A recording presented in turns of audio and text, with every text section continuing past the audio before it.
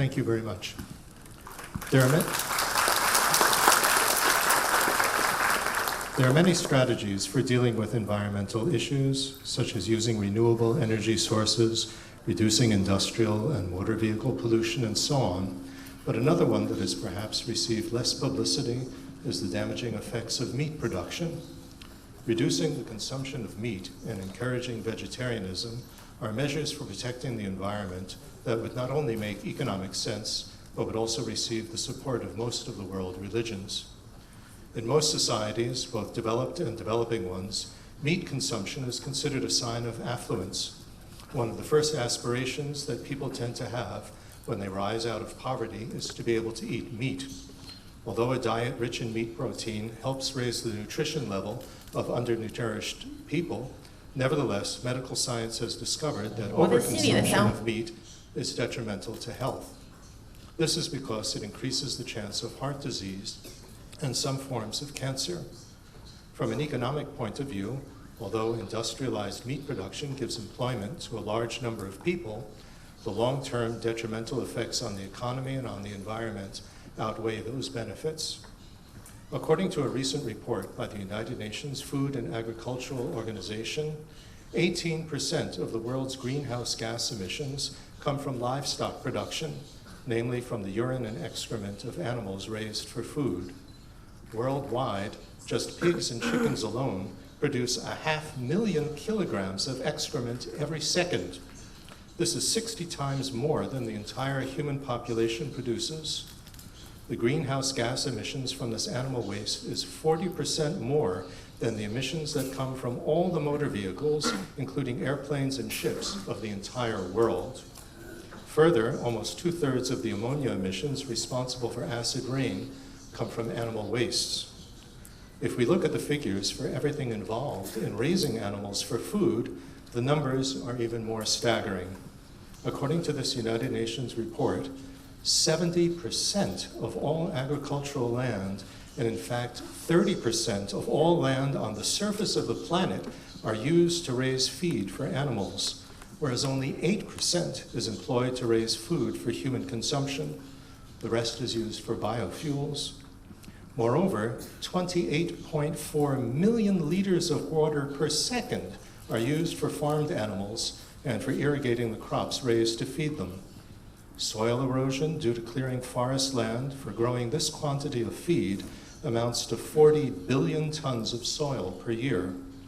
If one calculates the fossil fuel consumption needed for raising animal feed, transporting it to feed mills and operating the mills, transporting the milled feed to factory farms and operating those farms, trucking the animals to slaughterhouses and operating those houses, transporting the meat to processing plants and operating those plants, and transporting the processed meat to stores and keeping it refrigerated, 11 times more fossil fuel is needed to produce 1 calorie from animal protein as compared to 1 calorie from plant protein. These statistics clearly indicate the enormous cost to the environment and the global economy of meat production and consumption. And if the current trend continues, even more meat will be produced and more damage to the environment will ensue as a result. Such a trend is unsustainable and can only end in disaster. There is not enough land and not enough water to raise enough crops to feed the number of animals needed if everyone in the world ate as much meat as, for instance, people in the United States or even here in Hong Kong consume each year. The urgent question, then, is how to reverse this trend. For those who follow no religion, common sense tells them that vegetarianism, or at least reducing their meat consumption, is the only logical course to take. This is especially the case if such people think about the consequences that their children and grandchildren will face if they do not improve their own short-sighted habits. For those who are only materialistically concerned, economics, in addition, tells them that the long-term negative impact of the current trend of ever-increasing meat consumption far outweigh the short-term benefits of profit from the meat industry. For those who follow a religion or world philosophy, however, each of these systems of belief offers support for vegetarianism from their teachings. Buddhism emphasizes compassion for all living beings. Since all beings can be reborn in any life form, then the animals we raise for food and eat could very well have been our ancestors in their previous lives. And we and our ancestors could be reborn as animals in future lives as well. We would then think about the sufferings of these animals. For instance, the life of chickens raised industrially in what some Buddhist teachers have characterized as chicken prisons. These poor chickens must spend their entire lives in cages that are 20 centimeters by 20 centimeters large and are never allowed to walk free. How would we like it if we or our ancestors had to live like that, only to end up as dog food or as chicken nuggets at McDonald's, fed to a child, half left over and thrown in the garbage? Buddhist scriptural support for vegetarianism is found in the Brahmajala Sutra, translated into Chinese by Kumarajiva as Fan Wang Jing. Abstaining from eating meat is one of the 48 additional precepts listed there as adjunct to the 10 major bodhisattva vows. Based on compassion, then, Mahayana Buddhists in the East Asian traditions would stop eating meat as part of their bodhisattva vows. Saijo, the founder of the Tendai sect in Japan, in fact added this version of the bodhisattva vows and precepts as part of the monastic ordination. Vegetarianism, based on compassion for animals, although not explicitly mentioned in the Confucian teachings of Mengzi, nevertheless are the logical conclusion one may draw from them.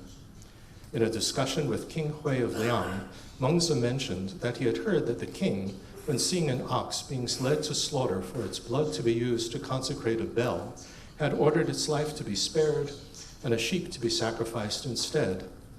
Mengzi instructed him, "This was without fault. It was an act of love, renshu. It is how a gentleman, a junzi, is in regard to animals. Seeing them alive, he cannot bear to see them die. Hearing their cry, he cannot bear to eat their flesh. Thus a gentleman distances himself from slaughterhouses and meat kitchens." Mengzi was not advocating, however, that it was all right to eat meat so long as you do not see or hear the live animals.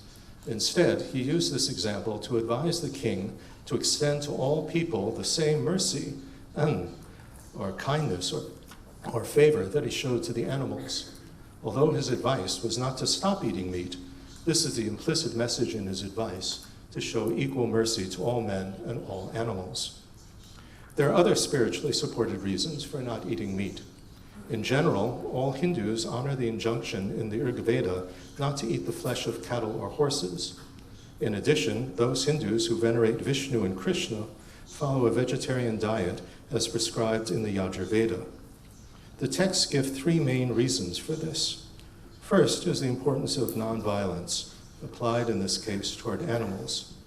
Secondly, the Ayurveda system of medicine warns that eating meat is detrimental for the mind and for one's spiritual development. Thirdly, meat is considered impure, and only pure food can be offered to the gods and then eaten afterwards as prasad, a gift from the gods. Judaism, Christianity, and Islam teach in common that God created animals for humans to use. However, none of them teach that God created them for humans to abuse. Although according to Judaism and Islam, God forbade the eating of unclean creatures such as pigs and shrimp, there are other scriptural indications of God's intentions. Verse 15:20 of the Quran states, "And we have made for you therein," meaning in the world God created, "means of living, and those, namely animals, for whom you are not providers for it," in other words, not providers for their livelihood. This implies that God created other types of animals fit to be eaten, such as sheep, goats, and cattle, but it is not mankind's responsibility to feed them, such as by growing special feed. In other words, God intended for them to graze freely for their sustenance, and not to be industrially raised for mass consumption. In short, most of the major world religions and philosophies give moral support to the conclusion drawn from economics, logic, and common sense, namely that the world needs to drastically reduce its consumption of meat, with as many people as possible following a vegetarian diet. But just because medical science, religion, philosophy, and common sense tell us to stop eating meat, or at least to cut down on the quantity and frequency of our consumption, nevertheless, unless people actually modify their behavior, they will gain no benefit. Many people think that to follow a religion means just to pray, or for some, just to offer incense sticks. Transformation, however, is an internal process. No matter what external measures we take to protect the environment, The real work is changing our ways of thinking and behaving based on understanding and accepting the reality of the damage mankind is doing to this planet. Such work can only take place on the individual level. It is each of our responsibilities to act intelligently and compassionately. Thank you.